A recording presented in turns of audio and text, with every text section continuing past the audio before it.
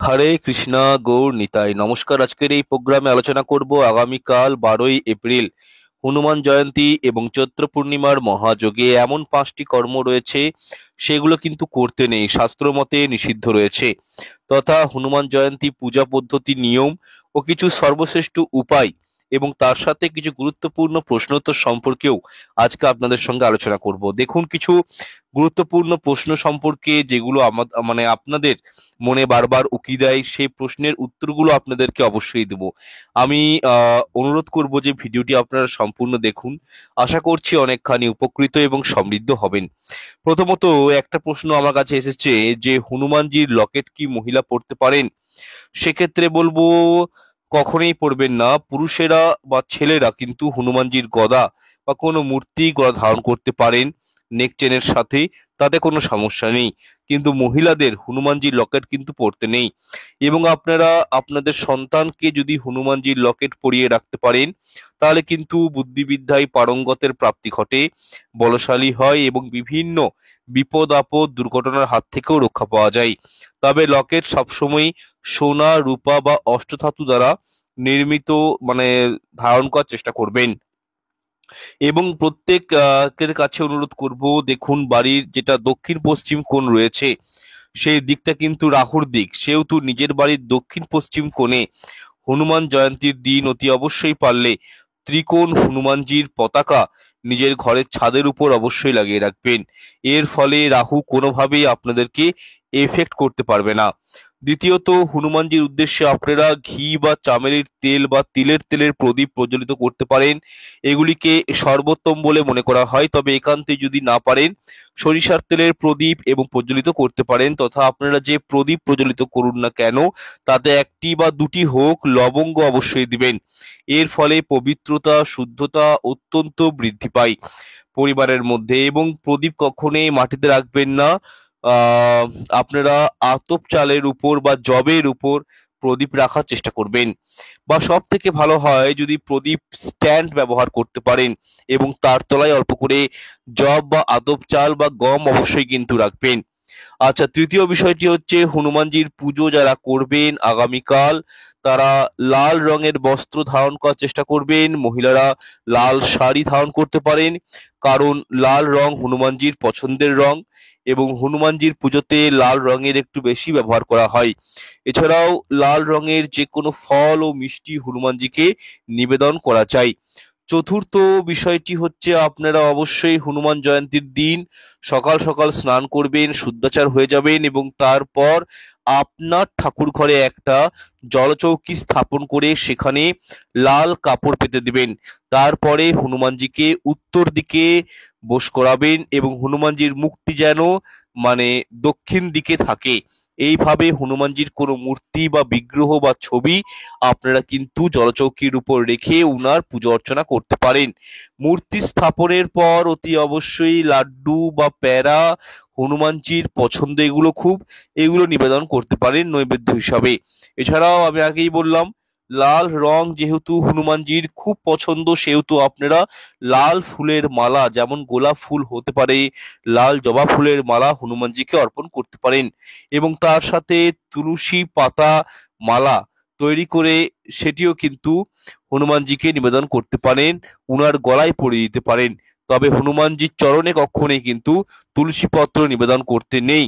এছাড়াও যারা হনুমানজির মন্দিরে গিয়ে পুজো অর্চনা দিবেন, তারা অতি অবশ্যই মেটের সিঁদুর, চামেলির তেল, গোটা নারকেল, সাথে জবা ফুলের মালা, তুলসী পাতার মালা এবং মতিচূড়ার লাড্ডু এগুলি সংগ্রহ করে নৈবেদ্য হিসাবে হনুমানজিকে নিবেদন করে আসবেন। এর ফলে হনুমানজি অত্যন্ত প্রসন্ন হন। যাই হোক, হনুমান জয়ন্তী পুজোর দিন অবশ্যই নিরামিষ আহার গ্রহণ করবেন। যতক্ষণ না পুজো করছেন চেষ্টা করবেন উপবাস করে পুজো করার। যদি উপবাস আদি না করতে পারেন, তাহলে অন্তত ফলমূল, দুধ আদি গ্রহণ করেও পুজো অর্চনা করতে পারেন। এরপর পঞ্চম বিষয়টি হচ্ছে, অনেকেই প্রশ্ন করেন হনুমানজির পুজো মহিলারা কি করতে পারেন না? এক্ষেত্রে বলবো নারী পুরুষ উভয় কিন্তু হনুমানজির পুজো করতে পারেন। ছোট বাচ্চারাও করতে পারেন হনুমানজির পুজো। এখানে শাস্ত্র মতে কোনো বাধা নিষেধ কিন্তু নেই, এবং কি বিবাহের আগেও বা বিবাহের পরেও উপোসাদি করেও পূজা অর্চনা করা যায় হনুমানজির। এছাড়াও হনুমান চালিসা, সুন্দরকাণ্ড, হনুমানজির আরতি ইত্যাদি সবাই পড়তে পারেন। ছোট বড়, মেল ফিমেল অর্থাৎ নারী পুরুষ উভয়ই পড়তে পারেন। তবে হ্যাঁ, বজরং বাণ কিন্তু মহিলাদেরকে পাঠ করতে নেই। এবং আপনারা মানে মহিলারা কখনোই কিন্তু মাথা নত করে বা সাষ্টাঙ্গে হনুমানজিকে প্রণাম করবেন না। তার কারণ হনুমানজি প্রত্যেক মহিলাকে নিজের মাতা স্বরূপ বলে মনে করেন। এছাড়াও হনুমানজির মূর্তি বিগ্রহ মহিলারা স্পর্শ করবেন না। তার কারণ হলো হনুমানজি হচ্ছেন বাল ব্রহ্মচারী, উনি নারীর স্পর্শ গ্রহণ করেন না। এছাড়াও যারা অল্প বয়স্ক মহিলারা রয়েছেন তারা কিন্তু হনুমানজিকে টিপ বা পরানো বা মালা প্রদান করা এগুলো কিন্তু করবেন না, উনি নারীদের স্পর্শ গ্রহণ করেন না। এছাড়াও অনেকেই প্রশ্ন করেন যে হনুমান চালিসা কতবার পাঠ করা উচিত। সেক্ষেত্রে বলবো আপনাদের যত খুশি ইচ্ছা আপনারা পাঠ করতে পারেন, এর কোনো লিমিট নেই, বাউন্ডেশন নেই। জেনারেলি আমরা প্রত্যেক দিনই হনুমান চালিসা একবার করে পাঠ করি, কিন্তু আপনারা 21 বার, 108 বার, যতবার ইচ্ছে আপনারা কিন্তু পাঠ করতে পারেন। তবে হ্যাঁ, বজরং বাণ পাঠ কিন্তু করবেন না। কারণ যখন কোনো পুরুষ মানুষ অত্যন্ত সমস্ত দিক থেকে কষ্টের মধ্যে জর্জরিত হয়ে পড়েন, তখনই কিন্তু এই বজরং বাণের পাঠ হয়। আর বজরং বাণ পাঠ করা মানে আমরা সরাসরি হনুমানজিকে দিব্যি দিই প্রভু শ্রীরামের, যাতে করে আমাদের কাজটা উদ্ধার হয়ে যায়, আমরা যেন জীবন যুদ্ধে জয়লাভ করি। সেক্ষেত্রে শাস্ত্র মতে নিষিদ্ধ রয়েছে, যেটা একমাত্র পুরুষেরাই করতে পারেন। তবে মহিলাদের কখনোই আমি নিষেধ করব যে বজরং বাণ কিন্তু পাঠ করবেন না। আচ্ছা, এরপর ষষ্ঠ বিষয়টি হলো, দেখুন হনুমানজি সব থেকে পছন্দের জিনিসটি হলো মেটে সিঁদুর। যে কোনো হনুমানজির মন্দিরে চলে যান, অবশ্যই কিন্তু হনুমানজির ভক্তরা মেটে সিঁদুর প্রদান করে থাকেন। তো সেক্ষেত্রে বলবো অবশ্যই এই দিন আপনারা 9টি অশ্বত্থ গাছের পাতা সংগ্রহ করবেন এবং অশ্বত্থ পাতার চকচকে দিকে মেটে সিঁদুর এবং ঘি দিয়ে শ্রীরাম লিখবেন এবং সেই পাতার মালা তৈরি করে হনুমানজিকে নিবেদন করতে পারেন। এর ফলে হনুমানজি অতি প্রসন্ন হন। বিশেষ করে যারা অত্যন্ত আর্থিক সমস্যায় ভুগছেন তারা কিন্তু এই উপায়টি করবেন। তবে অশ্বত্থ গাছের পাতা যখন তুলবেন, অবশ্যই ব্রহ্মা বিষ্ণু মহেশ্বর এই 3 দেবের নাম স্মরণ করে তারপরে অশ্বত্থ পাতা সংগ্রহ করবেন। আচ্ছা, এরপর সপ্তম বিষয়টি হলো হনুমানজির ছবি অবশ্যই দক্ষিণ দিকে মুখ করে রাখার চেষ্টা করবেন। এর ফলে দক্ষিণ দিক থেকে আসা যাবতীয় নেগেটিভিটি গুলো সমাপ্ত হয়। অন্য কোনো দিকে হনুমানজির ছবি রাখতে নেই।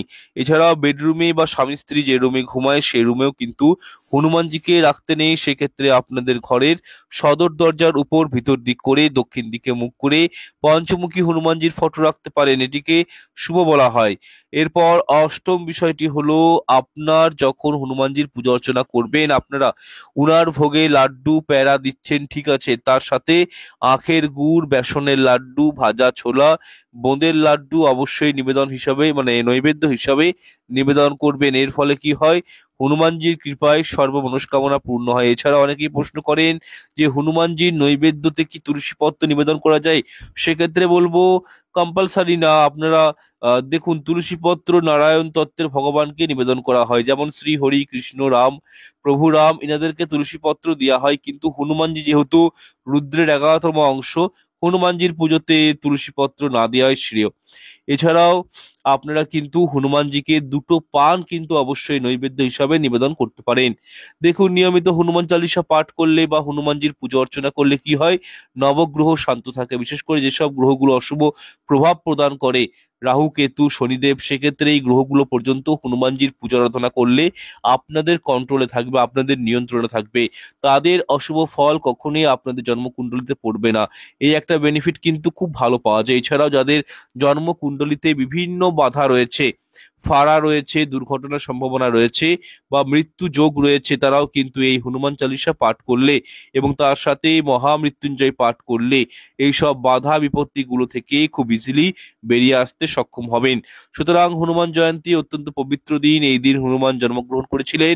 সেই ক্ষেত্রে বলবো প্রত্যেকেই হনুমান চালিসা পাঠ করবেন এবং হনুমানজির পূজা অর্চনা করবেন এবং পারলে প্রত্যেক মঙ্গলবার নিরামিষ আহার গ্রহণ করার চেষ্টা করবেন এবং প্রত্যেক মঙ্গলবার এবং শনিবার দিন অবশ্যই হনুমান চালিসা প্রত্যেকেরই পড়া উচিত, তবে হনুমান চালিসা পড়ার আগে মাতা অঞ্জনার ও প্রভু শ্রীরামের উদ্দেশ্যে নমস্কার জ্ঞাপন করে হনুমানজির দ্বাদশ নাম অবশ্যই উচ্চারণ করে তারপরে কিন্তু হনুমান চালিসা পড়বেন।